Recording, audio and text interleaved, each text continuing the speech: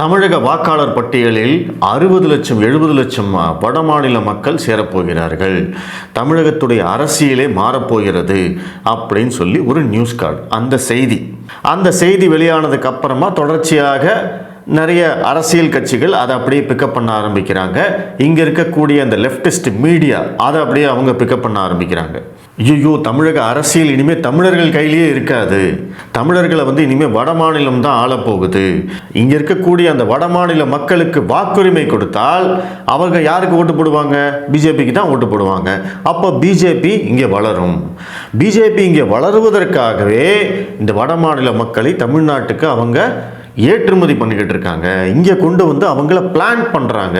இங்கே அவங்கள வேணும்னே வேலைக்காக அனுப்பிச்சு இந்த அரசியலை கைப்பற்றுவதற்காக, தமிழகத்தை கைப்பற்றுவதற்காக இது பாஜக செய்யும் சதி அப்படின்னு சொல்லி நிறைய கான்ஸ்பிரசி தியரிஸ் இவங்க பேசிக்கிட்டே இருக்காங்க. இது இவங்க தான் அவங்க தான் இல்லை. தமிழகத்தில் நடக்கக்கூடிய எந்த பிரச்சனையை பற்றியும் பேசாத காங்கிரஸ் கட்சியை சேர்ந்த முன்னாள் உள்துறை அமைச்சர் சிதம்பரம் அவர்கள் இந்த பிரச்சனைக்காக ஒரு மிகப்பெரிய அறிக்கை கொடுத்திருக்காரு. அதுவும் ஃபர்ஸ்ட் பேஜ் நியூஸ். இது மட்டும் நடந்தது அப்படின்னா தமிழகம் அழிவு பாதையில் போயிடும், இது மட்டும் நடந்தது அப்படின்னா தமிழக அரசியல் தமிழர்கள் கையிலேயே இருக்காது இப்படின்னு நிறைய அவரும் அவருடைய பங்குக்கு பேசியிருக்கார். முதல்ல இந்த செய்தி உண்மையா? இந்த தகவலை, இந்த செய்தியை சொன்னது யார்? அதாவது பீகாரில் நடக்கும் சிறப்பு வாக்காளர் சீர்திருத்த பட்டியலில் நீக்கப்பட்டவர்கள் அனைவரும் தமிழக வாக்காளர் பட்டியலில் சேர்க்கப்படுவார்கள் அப்படின்னு தேர்தல் ஆணையம் சொல்லியிருக்காங்களா? இல்லை மத்திய அரசு சொல்லியிருக்காங்களா? இல்லை வேற எங்கேயாவது செய்திகள் வந்திருக்கா? ஒரு நியூஸ் வந்திருக்கா? ஆர்டிகிள் வந்திருக்கா? இல்லை ஒரு ஆய்வு கட்டுரை வந்திருக்கா? எதுவுமே கிடையாது. இங்கே இருக்கக்கூடிய மீடியாவுடைய பெயரில் ஒரு நியூஸ் கார்டு வந்தது, அவ்வளோதான். அதுவும் ஃபஸ்ட்டு வந்தது மெயின் ஸ்ட்ரீம் மீடியாவில் இல்லை. ஃபஸ்ட்டு இந்த பெயரே இல்லாமல் நிறைய இந்த மீடியா சேனல்ஸ்லாம் வச்சுருப்பாங்க இல்லையா, அவங்களும் மீடியான்னு வச்சுருப்பாங்க இல்லையா, அந்த மாதிரி ஒரு மீடியா சேனலில் ரிப்போர்ட் ஆன விஷயம். அதற்கு பிறகு அது மெயின் ஸ்ட்ரீம் மீடியாவில் நியூஸ் ஆகுது. அதற்கு பிறகு தான் நான் சொன்ன மாதிரி மற்றவர்கள் அத்தனை பேரும் பிக்கப் பண்ணி பேசுகிறாங்க. அப்போ இந்த செய்திக்கு, இந்த தகவலுக்கு எந்த விதமான அடிப்படை ஆதாரமும் இல்லை அப்படிங்கிறது தான் உண்மை. யாருமே சொல்லலை. எப்படி டீலிமிட்டேஷன் அப்படின்னு இவங்க ஒரு பிரச்சனையை கிளப்புனாங்களோ அதே மாதிரி தான் இதுவும். டீலிமிட்டேஷன் பிரச்சனையும் ஒரு தனியார் நிறுவனம், அது யாரு என்ன ஏதுன்னு எதுவுமே தெரியாது, அவங்க ஒரு ஆய்வு நடத்துறாங்க. அந்த ஆய்வில் ஏற்கனவே இருக்கக்கூடிய டீலிமிட்டேஷன் சட்டத்தின்படி தொகுதி மறுவரையறை செய்தால் தமிழகத்துக்கு தொகுதிகள் கம்மியாகும், வட மாநிலத்துக்கு அதிகமாகும் அப்படின்னு அவங்க கொடுத்த ரிப்போர்ட். அது உண்மையா பொய்யா யாருக்கும் தெரியாது. அவங்க எப்படி அந்த கணக்கீடு செஞ்சாங்க தெரியாது. ஏற்கனவே அந்த சட்டம் என்ன சொல்லுது, உண்மையிலேயே அந்த சட்டத்தின்படி தொகுதி மறுவரையறை செய்தால் தமிழகத்துக்கு தொகுதிகள் கம்மியாகுமா தெரியாது. ஆனால் அந்த ஒரு நியூஸ் கார்டு, ஒரு சின்ன நியூஸ் கார்டு, அந்த நியூஸ் கார்டை வச்சு இங்கே திமுக எவ்வளோ பெரிய அரசியலை முன்னெடுத்தாங்கன்னு நீங்கள் யோசிச்சுக்கோங்க. அதே ஸ்டைல் தான் இதுவும். எப்படி டீலிமிட்டேஷன் அப்படிங்கிற ஒரு விஷயத்தை பாஜகவுக்கு எதிராக திருப்பி ஒரு நெரேட்டிவ் செட் பண்ணி இங்கே இருக்கக்கூடிய கட்சிகள் அனைத்தையும் ஒருங்கிணைத்தார்களோ அதே மாதிரி தான் இப்போ இந்த வடமாநில தொழிலாளர்களை வைத்து பாஜகவுக்கு எதிரான ஒரு அரசியலை முன்னெடுக்க போகிறார்கள். அதுதான் நடக்க போகுது. ஏன்னா இன்னைக்கு அதுதான் எல்லாரும் பேசிக்கிட்டு இருக்காங்க. பீகாரிலிருந்து நீக்கப்பட்டவர்கள் மட்டும் 7.5 லட்சம் பேர் தமிழக வாக்காளர் பட்டியலில் சேர்க்கப்படுகிறார்கள் அப்படின்னா அந்த 7.5 லட்சம் பேர் அப்படிங்கிற அந்த நம்பர் எங்கிருந்து வந்தது? ஃபர்ஸ்ட் யார் சொன்னாங்க? பீகார் தேர்தல் ஆணையம் சொல்லியிருக்கா? பீகாரில் கிட்டத்தட்ட ஒரு 25 லட்சம் மக்கள் இடம்பெயர்ந்து விட்டார்கள் அப்படின்னு அவங்க சொல்லியிருக்காங்க. அந்த இடம்பெயர்ந்த 25 லட்சம் மக்களில் 7.5 லட்சம் மக்கள் தமிழகத்தில் இருக்காங்கன்னு தேர்தல் ஆணையம் சொல்லியிருக்காங்களா? இல்லை வேற எங்கேயாவது இருக்கா? இந்த அடிப்படை கேள்வியை கேட்கணுமா வேண்டாமா? பீகார்லேருந்து இங்கே சேர போகிறாங்களா? 7.5 லட்சம் பேரா? சரி, இந்த 7.5 லட்சம் நம்பர் யார் சொன்னா? இந்த தகவலை உனக்கு யார் சொன்னா? எப்படி நடக்க போகுது? ஏதாவது ஒரு கேள்வியாவது திரும்ப கேட்கணுமா வேண்டாமா? என்ன சொன்னாலும் அப்படியே நம்புறது முட்டாள்தனங்க. இந்த முட்டாள்தனத்தை தான் இன்னைக்கு தமிழக மக்கள் கிட்ட இவங்கெல்லாம் விதைச்சிட்டு இருக்காங்க. மக்களை முட்டாளாக்குவது, அவங்களுடைய உணர்வுகளை தூண்டிவிடுவது. இது ஒரு தகவல் செய்தி. இது நடக்குமா நடக்காதா அப்படிங்கிறத முதல்ல பார்க்கணுமா வேண்டாமா? ஒரு செய்தி வந்த உடனே அது அப்படியே நடந்துரும், நடந்தா இப்படியெல்லாம் ஆயிடும்னு என்ன கற்பனையில கோட்டை கட்டிட்டு இருப்போமா நம்ம? எப்படி நடக்க முடியும்? ஒரு தனி நபர் அல்லது ஒரு குடும்பம் வாக்காளர் பட்டியலில் சேரணும்னா என்ன பண்ணணும்? நாங்கள் இந்த முகவரியில் வசிக்கிறோம், இத்தனை நாளாக வசிக்கிறோம், அதற்கு பாருங்கள் ஆதாரம் அப்படின்னு சொல்லிட்டு நம்ம ரேஷன் கார்டு அல்லது கேஸ் பில்லு இல்லை ரெண்டல் அக்ரிமெண்ட் இந்த மாதிரி எதையாவது காமிச்சு நாங்கள் இந்த வார்டில் இந்த தொகுதியில் வசிக்கிறோன்னு சொல்லி அப்ளை பண்ணி அதற்கு பிறகு தான் வாக்காளர் பட்டியலில் சேர்க்க முடியும். கரெக்டு தானே? சரி, இவங்க சொல்கிற மாதிரி 7.5 லட்சம் பீகாரிகள் தமிழகத்தில் வேலை பார்த்துக்கிட்டு இருக்காங்கன்னு சொல்கிறாங்க இல்லையா? நீங்கள் பார்க்குற வட மாநில தொழிலாளர்கள் எல்லாம் எங்கே வேலை பார்த்துக்கிட்டு இருக்காங்க, எப்படி இருக்காங்க? இங்கே ஒரு பில்டிங் கன்ஸ்ட்ரக்ஷன் நடக்குது அப்படின்னா அங்கேயே தகர கொட்டாய் வரிசையாக போட்டு கொடுத்துருக்காங்க. அவங்களுக்கு அங்கே எந்த அடிப்படை வசதியும் கூட கிடையாது. அந்த இடத்துல தான் அவங்க தங்கியிருப்பாங்க. அந்த பில்டிங் முடிகிற வரைக்கும் அங்கே தங்கியிருப்பாங்க. அது முடிஞ்சது, அடுத்த ப்ராஜெக்ட் போயிட்டாங்களா அங்கே போயிடுவாங்க. அதே மாதிரி தான் மெட்ரோவில் வேலை செய்கிறவங்க அத்தனை பேருமே ஒரு குறிப்பிட்ட இடத்துல அந்த நிறுவனம் தங்க வச்சிருக்கு, சாப்பாடு போடுவாங்க, அங்கேயே தங்கிக்குவாங்க. அங்கேயும் அவங்களுக்கு பெரிய அடிப்படை வசதிகள் எதுவும் கிடையாது. ஆனாலும் அவர்கள் எல்லாம் தங்கி வேலை பார்க்கிறார்கள். அதே மாதிரி தான் இங்கே இருக்கக்கூடிய தனியார் நிறுவனங்கள். இப்போ கோயம்புத்தூர், திருப்பூர் மாதிரியான நகரங்கள் எடுத்துக்கிட்டிங்கன்னா டெக்ஸ்டைல் மில்ஸ் இருக்குது. அங்கே நிறைய வட மாநில தொழிலாளர்கள் வேலை பார்க்குறாங்க. ஆண்கள், பெண்கள் எல்லாருமே வேலை பார்க்குறாங்க. இங்கே நிறைய இன்ஜினியரிங் கம்பெனிஸ் இருக்குது, அங்கே வேலை பார்க்குறாங்க. இவங்க எல்லாருக்குமே அந்தந்த கம்பெனி தங்குமிடம் ஏற்படுத்தி கொடுக்கிறார்கள். இந்த கன்ஸ்ட்ரக்ஷனில் வேலை செய்கிறவங்களை விட இந்த கம்பெனி கொடுக்குற தங்குமிடம் நல்லா இருக்கும். ஒரு கொஞ்சம் அடிப்படை வசதிகளையாவது அவங்களுக்கு கொடுக்குறாங்க. இதெல்லாம் ஏன் சொல்கிறேன் அப்படின்னா, இந்த மாதிரி தங்கி வேலை பார்க்கக்கூடிய யாருக்குமே முகவரி அப்படிங்கிறதே கிடையாது. அவங்க கேர் ஆஃப் திஸ் கம்பெனி. அவங்களுடைய அட்ரஸ் என்ன? கேர் ஆஃப் இந்த textiles private limited, care of இந்த கன்ஸ்ட்ரக்ஷன்ஸ் பிரைவேட் லிமிடெட். இந்த இடத்துல அவங்க இருக்காங்க அப்படிங்கிறது மட்டும்தான். அவங்க தமிழ்நாட்டிலே செட்டில் ஆனவங்களும் கிடையாது, தமிழ்நாட்டில் செட்டில் ஆக வந்தவங்களும் கிடையாது. அவங்க ஜஸ்ட் இங்கே வேலை பார்க்கறதுக்காக வந்திருக்காங்க, அவ்வளோதான். நீங்கள் ரோட்டில் எங்கே போனீங்கன்னாலும் இப்படித்தான் வடமாநில தொழிலாளர்கள் இங்கே இருக்காங்க.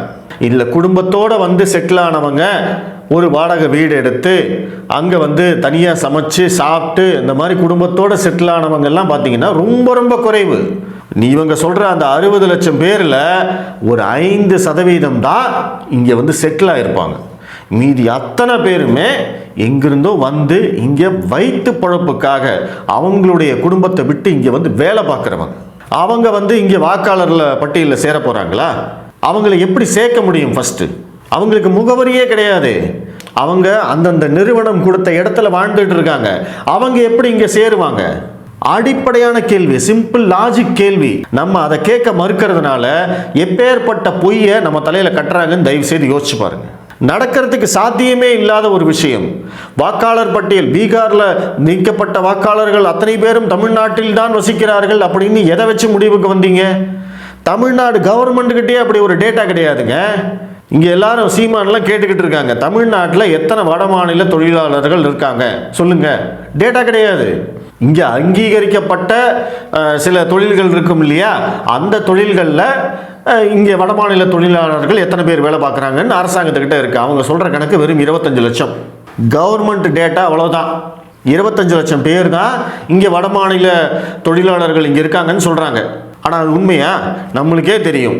இங்கே விவசாய வேலை வரைக்கும் அவங்க எல்லாரும் வந்துட்டாங்க.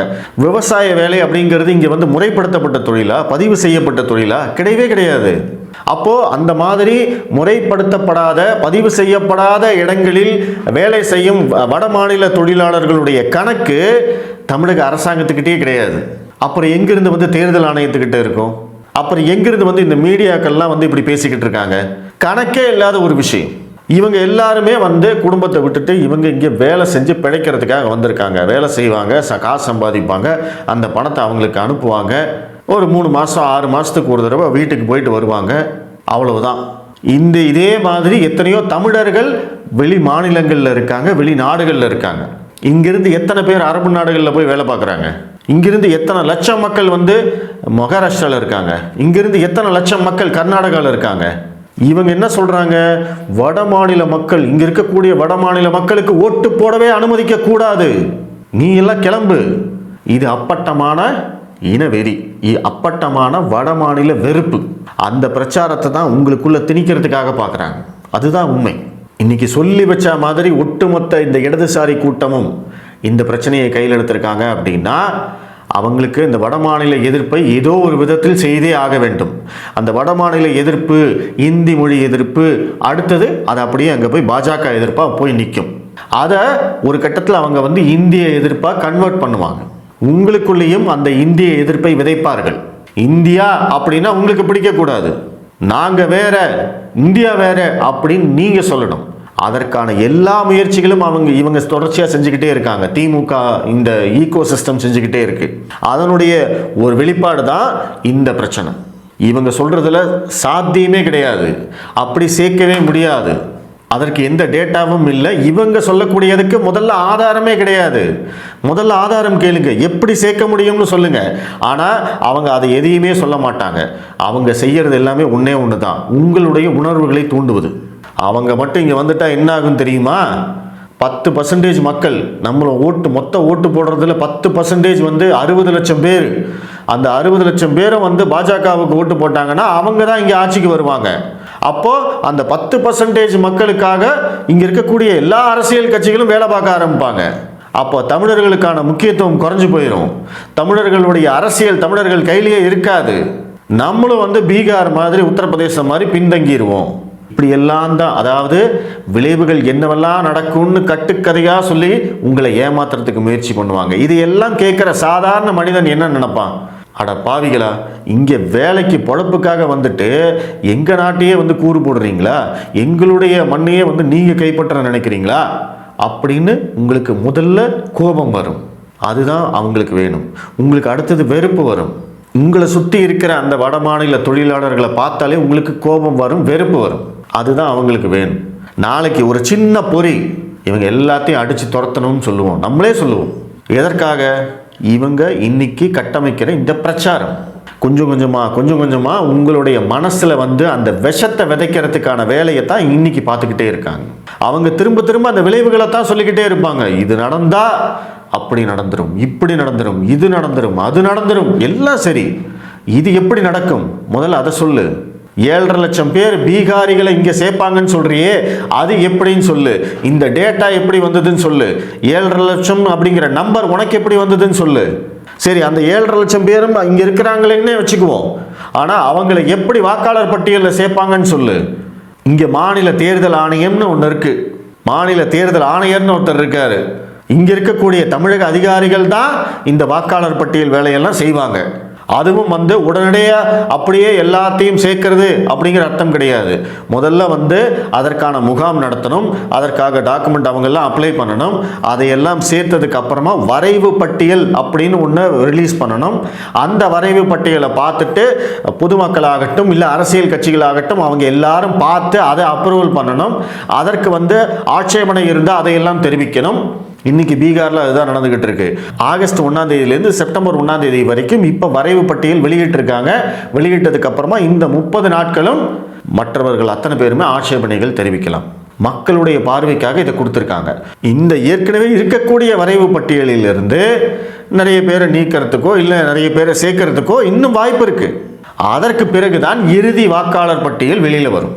இத்தனை ப்ராசஸ் இருக்கு. ஆனால் உங்ககிட்ட எதையுமே சொல்லாமல் போச்சு எல்லாம் போச்சு. இந்த 7.5 லட்சம் பேர் இங்கே சேர போகிறாங்க. அது மட்டும் இல்லாமல் தமிழ்நாட்டில் இருக்கக்கூடிய ஒட்டுமொத்த வட மாநில மக்களையும் தமிழ்நாட்டில் வாக்காளர் பட்டியலில் சேர்க்க போகிறாங்க. அவ்வளோதான், தமிழ்நாடே முடிஞ்சு போச்சுரா. இதுக்குத்தான் இவங்களையெல்லாம் உள்ளே விட வேண்டாம் அப்படின்னு சொன்னேன். இதுக்குத்தான் இவங்களுக்கெல்லாம் பர்மிட் கொடுக்கணும் அப்படின்னு சொன்னேன். சீமான் இந்த பிரச்சனையை கையில் எடுத்துட்டாரு. வேல்முருகன் இந்த பிரச்சனையை பற்றி பேசுவார். காங்கிரஸ் கட்சி ஒரு தேசிய கட்சி, எவ்வளவு கேவலத்திலும் கேவலம்னு பாருங்க. அப்படிப்பட்ட ஒரு கட்சியுடைய முன்னாள் உள்துறை அமைச்சர் சிதம்பரம் இதை பற்றி இப்படி பேசுகிறார். அப்போ மக்கள் நம்புவாங்களா இல்லையா? நீங்களே யோசிச்சு பாருங்க. இப்போ நான் என்னதான் கத்துனாலுமே, இதுக்கு சாத்தியம் இல்லைன்னு சொன்னாலுமே நான் சொல்றதை நம்புவானா? இல்லை முன்னாள் உள்துறை அமைச்சர் முன்னாள் நிதியமைச்சர் சிதம்பரம் சொல்றத நம்புவானா? ஓ, சிதம்பரமே சொல்றாரப்பா, அப்போ உண்மையாக தான் இருக்கும் போல இருக்குன்னு நம்புவாங்களா மாட்டாங்களா? எதிர்கேள்வி கேட்காம நம்புவாங்க. அதுதான் இவங்களுக்கு வேணும். இந்த விஷ பிரச்சாரத்தை மத்திய அரசும் தேர்தல் ஆணையமும் உடனடியாக செயல்பட்டு முறியடிக்கணும். ஏன்னா டீலிமிட்டேஷன் பண்ணுற போது இதே தான் பண்ணாங்க. முதல்ல வந்து டீலிமிட்டேஷன் மூலமாக தமிழகத்துக்கு பாதிப்பு அப்படின்னு ஆரம்பித்து அதை வந்து பாஜகவுக்கு எதிரான ஒரு நெரேட்டிவாக செட் பண்ணிட்டாங்க. அதே தான் இங்கேயும் வந்து ஸ்டார்ட் ஆகுது. அதே ஃபார்முலா தான். இப்போ என்ன சொல்கிறாங்க, தமிழகத்துக்கு பாதிப்பு அப்படிங்கிற இடத்துல ஆரம்பிச்சிருக்காங்க. அப்போ தமிழகத்துக்கு பாதிப்பு அப்படின்னா முதல்ல நம்ம கேள்வியே கேட்காம நம்பிடுவோம். இது அடுத்து எங்கே போகும் அப்படின்னா, இந்த தேர்தல் ஆணையத்துக்கு எதிராக வந்து மக்களை திருப்புவார்கள், பாஜகவுக்கு எதிராக மக்களை திருப்புவார்கள், வடமாநில மக்களுக்கு எதிராக மக்களை திருப்புவார்கள். அவங்க மேலே ஒரு வெறுப்பு பிரச்சாரம் நடக்கும். நம்மளும் வந்து மக்களும் வந்து பார்த்திங்கன்னா என்ன சொன்னாலும் நம்புகிற அளவுக்கு வந்து நம்மளை வந்து மூளைச்சலவு செய்வாங்க. ஸோ அதனால் இது எல்லாம் கருத்தில் கொண்டு மத்திய அரசும் தேர்தல் ஆணையமும் உடனடியாக இதில் தலையிடணும், இதற்கு வந்து விளக்கம் கொடுக்கணும். இந்த மாதிரிலாம் செய்ய முடியாது அப்படிங்கிறத மக்கள்கிட்ட, பாமர மக்கள்கிட்ட கொண்டு போய் சேர்க்குற அளவுக்கு பிரச்சாரம் செய்யணும். ஏன்னா இன்றைக்கி அந்த மாதிரி ஒரு பிரச்சாரம் ஓடிக்கிட்டு இருக்கு. இதற்கு நீங்கள் பதில் சொல்லாமல் என்னமோ நடக்கட்டும் அப்படின்னு நீங்கள் விட்டுட்டீங்க அப்படின்னா ஒன்றுமே பண்ண முடியாது. இது வந்து ஒரு மிகப்பெரிய பின்விளைவுகளை ஏற்படுத்தும். இங்கே இருக்கக்கூடிய வடமாநில தொழிலாளர்களுக்கு பிரச்சனையை ஏற்படுத்தும். ஏன்னா இதெல்லாமே வந்து சென்சிட்டிவ் பிரச்சனை. யாராவது ஒருத்தர் எங்கேயாவது வந்து ஒரு முட்டாள் வந்து பார்த்திங்கன்னா வடமாநில தொழிலாளர்களை தாக்குனா என்னத்துக்கு ஆகிறது? அது வந்து தமிழ்நாடு முழுவதும் பரவும். இன்றைக்கி அப்படி தான் போயிட்டுருக்கு. இன்றைக்கி போதை மருந்து கலாச்சாரம் இருக்குது. மக்கள் வந்து டாஸ்மாக் சரக்குலேயே வந்து வாழ்கிறாங்க. அப்படி போதையில் இருக்கிற ஒருத்தன் வந்து செய்யும் தவறு கூட ஒரு மிகப்பெரிய பிரச்சனையாக மாறும். அதனால் இங்கே இருக்கக்கூடிய இந்த திமுகவினர், இடதுசாரி கட்சிகள், காங்கிரஸ், கம்யூனிஸ்ட் கட்சிகள் எல்லாத்துக்கும் சொல்லக்கூடியது, கேட்கக்கூடியது என்னன்னா, இந்த மாதிரி சென்சிட்டிவான பிரச்சனையை வச்சு அரசியல் பண்ணாதீங்க. அது வந்து ஒரு மிகப்பெரிய பிரச்சனையில் கொண்டு போய் விடும். இன்றைக்கி அந்த வடமாநில தொழிலாளர்களுக்கு ஏதாவது ஆச்சு, அவங்கெல்லாம் திரும்ப போக வேண்டிய நிலைமை வந்தது அப்படின்னா இங்கே தமிழகமே ஸ்தம்பிக்கக்கூடிய நிலைமை வரும். நமக்கு தான் வந்து பிரச்சனை. அதையெல்லாம் எதையும் புரியாமல் வெற்று பாஜகவுடைய எதிர்ப்பு அரசியலுக்காக மட்டும் நம்ம எதை வேணாலும் செய்யலாம் அப்படிங்கிற அந்த மைண்ட் செட்டுக்கு இன்றைக்கி இந்த கட்சிகள்லாம் வந்துட்டாங்க. இதையெல்லாம் நம்பினா தமிழர்களுக்கும் தமிழ்நாட்டுக்கும் தான் ஆபத்து. இவங்க சொல்கிறத நம்பினா தான் அந்த ஆபத்து வரும். வடமாநில தொழிலாளர்கள் இங்கே இருக்கிறதுனாலையோ அவங்க வேலை செய்கிறதுனாலையோ எந்த ஆபத்தும் கிடையாது. அவங்கள எந்த காலத்திலும் இங்கே வாக்காளர் பட்டியலையெல்லாம் அப்படி சேர்க்கவும் முடியாது, சேர்க்கவும் மாட்டாங்க. அப்படி வழிமுறையே கிடையாது. அப்படி சேர்க்கறதுக்கான வழியே இல்லை. அதைத்தான் நான் சொல்கிறேன். இது வந்து உடனே பாஜகவுடைய சதி, தேர்தல் ஆணையத்துடைய சதி, தேர்தலில் ஜெயிக்கிறதுக்காக இதெல்லாம் வந்து வேஸ்ட்டு. இவனுங்களால் வந்து பாஜகவை தோற்கடிக்க முடியல அப்படிங்கிறதுக்காக எந்த பொய்யை வேணாலும் சொல்கிறதுக்கு காங்கிரஸ், இந்த எதிர்க்கட்சிகள் எல்லாம் ரெடி ஆகிட்டாங்க. அதை தயவு செய்து தமிழ்நாட்டு மக்களாகிய நீங்கள் நம்பாதீர்கள். கேள்வி கேளுங்க, எப்படான்னு கேள்வி கேளுங்க. அப்படியே தெரிச்சு ஓடி போயிடுவாங்க. நன்றி.